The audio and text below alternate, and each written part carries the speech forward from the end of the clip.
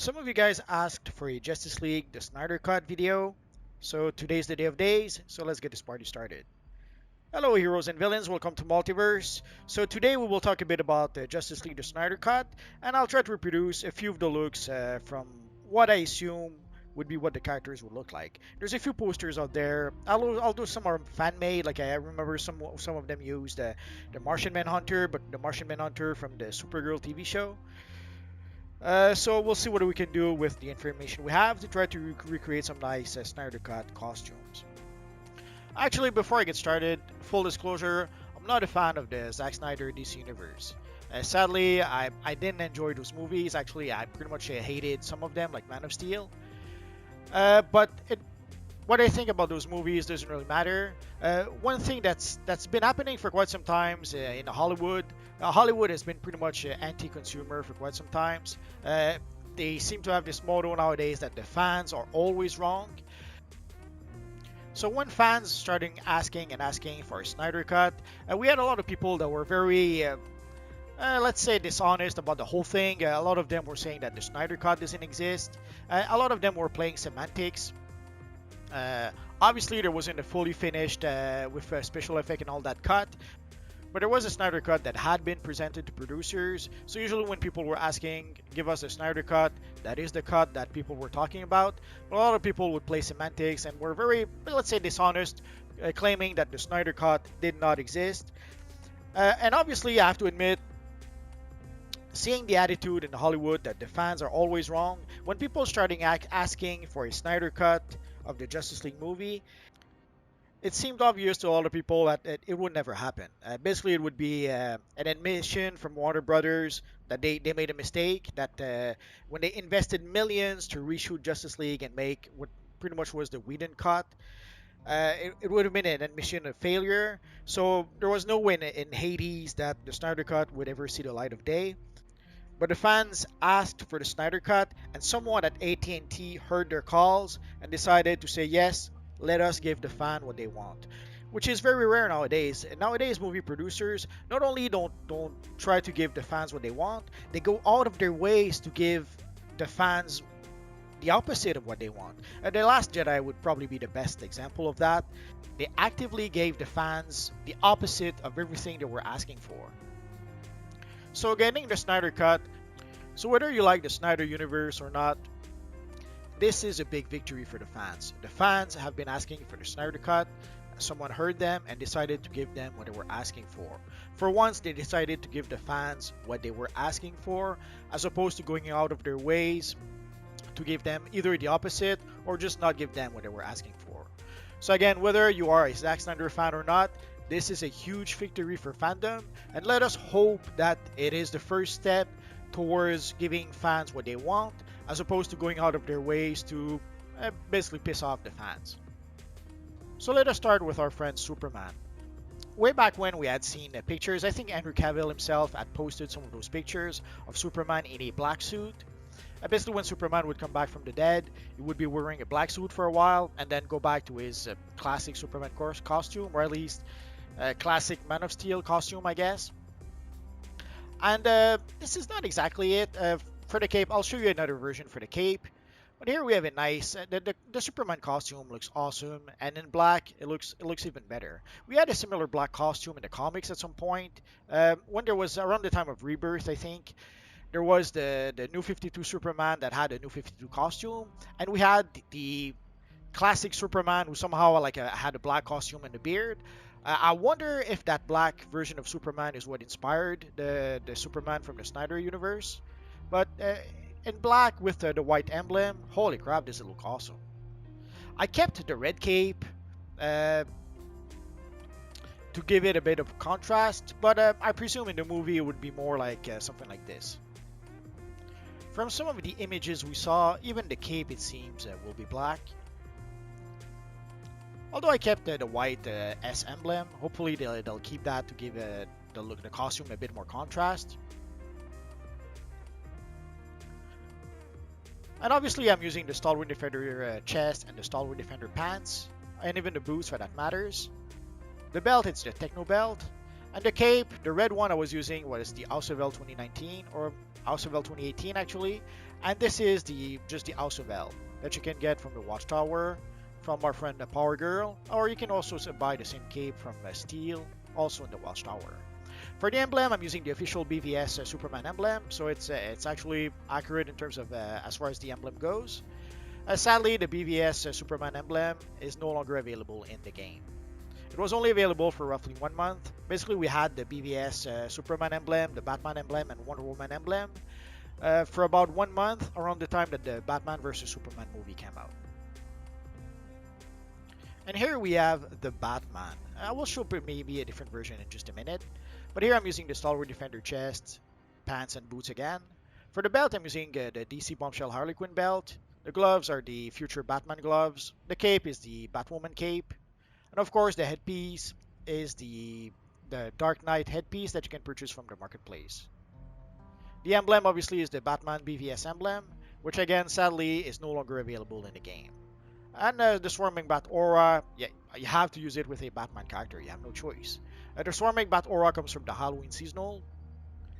There is the Jute style that you could use to try to recreate the texture of the costume from the Batman from the Snyderverse. It does recreate something not unlike the Batman costume from the Snyderverse, at least some of the textures. Sadly, it gives us a smaller Batman emblem. I kind of like to use the Stalwart Defender chest because it gives us the biggest emblem we can get. But I guess this would be a nice option to have. For the Jute chest and pants, sadly you're gonna have to wait for the Halloween seasonal. You can purchase those from the Halloween seasonal vendor. For the Snyder Cut Wonder Woman, I pretty much ended up using the new 52 Wonder Woman costume with the Dystopian Amazon belt, the Valiant Warrior headpiece, and for the boost, I kept with the peaked boots. I couldn't really find a pair of boots or even a skirt that kind of looked like what I needed. There's a whole bunch of Amazonian skirts, but none of them look anything like what I needed for the costume. The closest would probably be that, or even the Noble one. And holy crap, does that look 10 kinds of not awesome at all. Not sure why they seem to struggle to make some nice skirts in this Universe Online, but that seems to be an issue in itself. But at least we can have a pretty cool looking shield with the Wonder Woman emblem from the Batman vs Superman movie. As I mentioned, we did have the Batman, Superman, and Wonder Woman emblem from the Batman vs Superman movie. Sadly, it was only available for roughly 1 month, around the time that the Batman vs Superman movie was in theater. But as you can see, it gives us a pretty cool looking Wonder Woman shield if we use the emblem. And I almost forgot to recreate that look. I'm using the Red Royal Chroma 1, the Red Royal Chroma 2, and the Blue Royal Chroma 3 for the shorts. And here we have Cyborg. Basically, within DC Universe Online, we already have a few Cyborg styles. We have the Cybernetic styles, which is an official Cyborg from the new 52. And we have the Bionic style, which is Cyborg from, I would say from Rebirth, or a bit after Rebirth. They gave Cyborg a new look. Actually, ever since the new 52, they kept on changing and tweaking the look of our friend Cyborg. It's as if they could not help but try to tweak it because they didn't like what they had. And somehow they could never find a version that actually worked. For the aura, I'm using the mechanized aura just because I think it looks kind of cool, but you don't have to use that aura. And for the material, I'm using the steel neon chroma material. It gives us a really nice shiny metallic look for our Cyborg friend, and also it allows us to be able to have some shiny bits like the shiny on the chest, the shiny bits on the eyes and the forehead, and all that good stuff. We also have the Cyborg Glove Gun, but somehow if I try to imprint it in my armory, it doesn't work. As soon as I use my armory, the glove is gone. Hopefully they'll fix that at some point, but if you want to, that is also something you can use to try to recreate the big laser gun that our friend Cyborg has sometimes. For the Flash, this is about as close to the Snyderverse version of the Flash as I was able to get. Obviously, the headpiece is all wrong. This is a classic Flash headpiece. But I couldn't really find a headpiece in this Universe Online that kind of looked like the Flash from the movieverse. So I stuck with the classic Flash cowl. And the same with the chest piece and the pants. This doesn't really look like the version from the Snyderverse, but it's about as close as I could get within the context of DC Universe Online. We have the Speed Force Spectrum suit. This is the Speed Force Spectrum chest and the pants, and even the belt. It gives us that kind of look that the movie version has, where it's a whole bunch of metallic pieces put together. Basically, they wanted to have. They came up with that idea with the Snyderverse that the Flash costume would be made from metal from NASA. They printed, they 3D printed some pieces from NASA to make the costume, so that the costume would resist to the friction of Flash going really fast. Sadly, within the context of the movies, that explanation doesn't work. I understand that they used that to try to justify what they thought was a cool look for the character. But whenever it creates a problem, they did the same thing with the TV show at first. Often you would see in the TV show The Flash, when it would run out fast, his clothes would burn. So they would use it once in a while for comedic effect.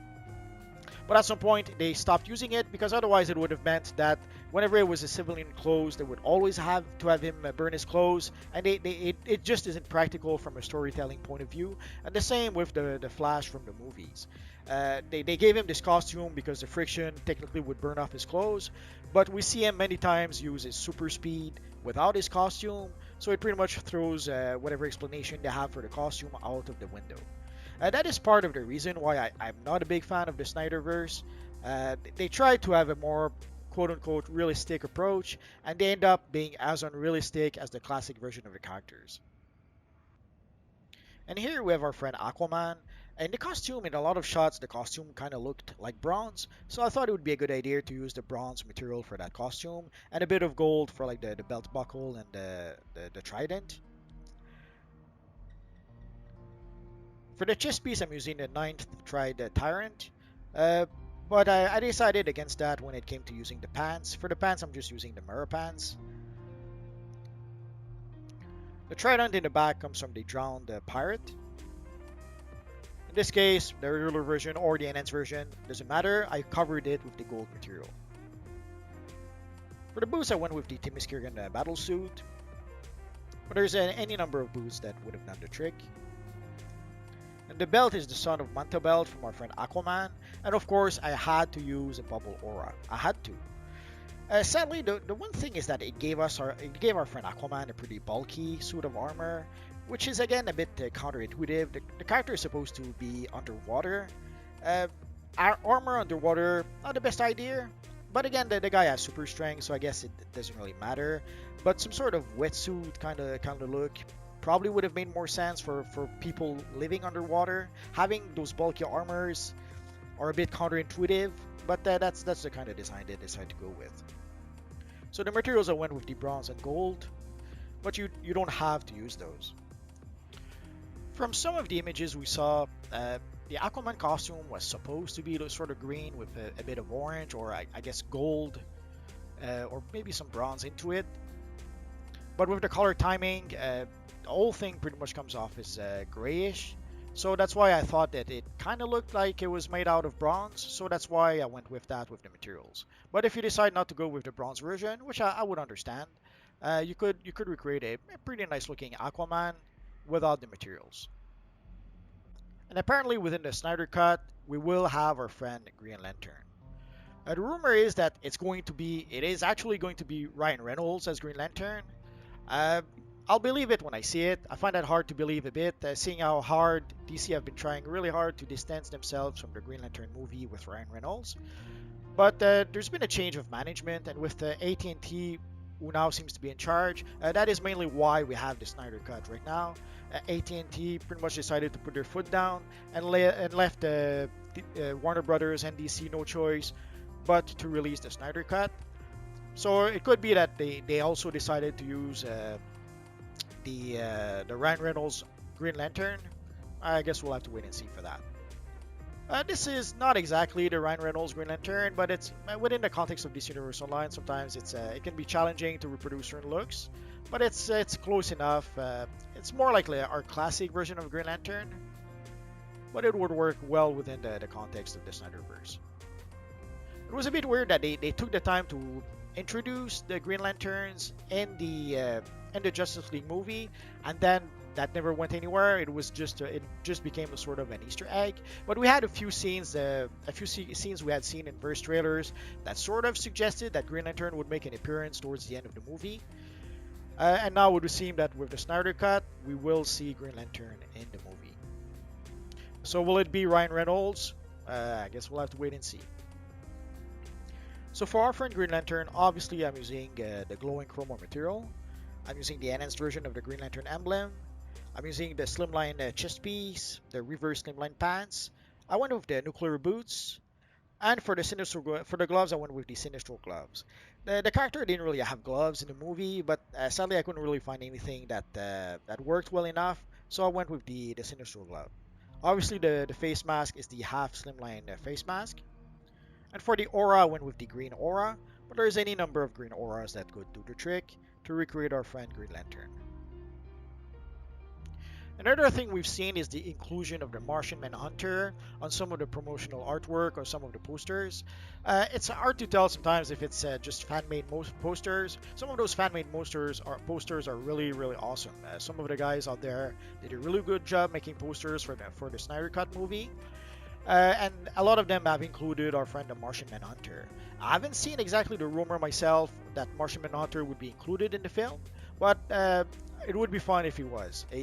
The Martian Manhunter has been a stable character for the Justice League pretty much forever. He wasn't there right at the start, but as soon as they introduced the Martian Manhunter in the Justice League, he pretty much was with every incarnation of the team after that, or at least for a long time after that. Sadly, with the New 52, they decided to get away from that. It's sad, but it happens. And within DC Universe Online, we can create a pretty cool looking version of our friend, the Martian Manhunter. Here I'm using the Nabu Cape, which is the Dr. Fate Cape. I'm using the Magic's Champion's shoulders, which is give us the little clasp at the cape. This is the Bloodbath chest piece. For the belt, it is the Vestment of Rage. The pants are the briefs. The boots are the cuffed boots.